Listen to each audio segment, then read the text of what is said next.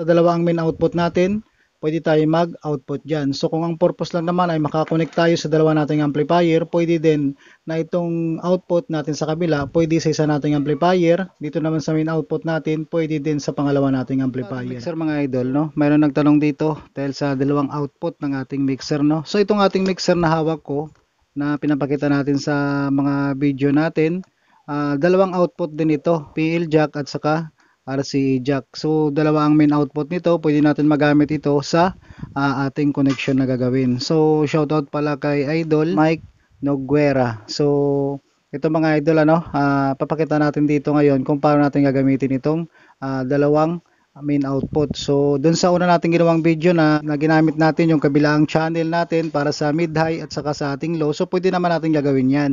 So importante lang dyan, meron tayong mga connector na gagamitin. So katulad lang din nito mga idol ng ating equalizer. So katulad nitong main output ng ating channel to, mayroon siyang output na PL jack or TS. Mayroon naman siyang XLR na output, ano. So pwede natin magagamit itong dalawa na to, no. Pwede tayong mag-output dito sa output na PL jack, mag-output din tayo dito sa XLR.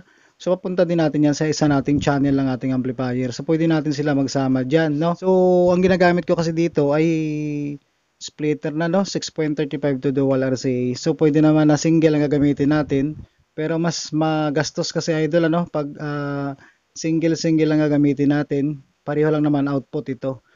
Katulad ditong ating equalizer mga idol, ano, dun sa viewers natin ay meron daw XLR output at saka PL o 6.35 or 6.55 PL jack ang output ng kanyang mixer. So katulad din naman ito mga idol, dalawang TS dito. Ayan, PL jack at saka dalawang RCA jack.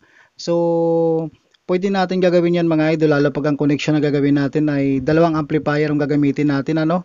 So, kung same lang din ang gagamitin natin, halimbawa naka 3-way yung ating speaker na gagamitin sa bawat amplifier natin, naka 2-way man yan, ano.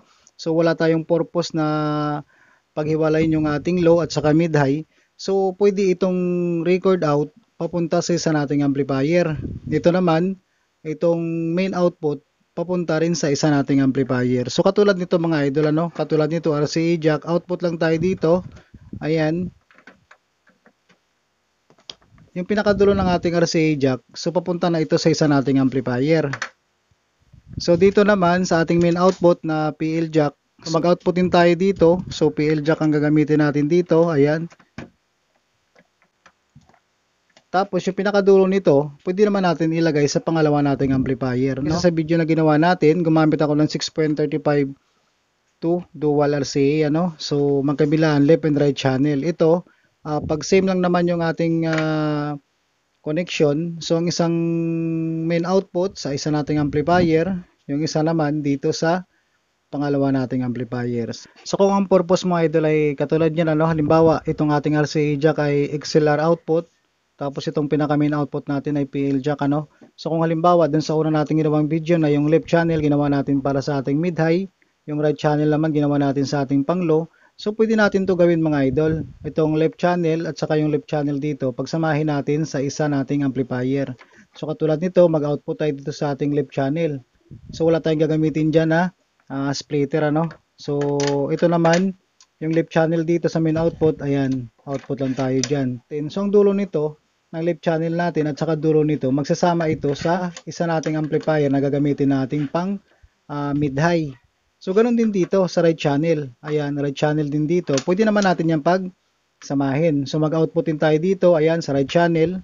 Tapos yung right channel naman dito sa main output, mag-output din tayo dito.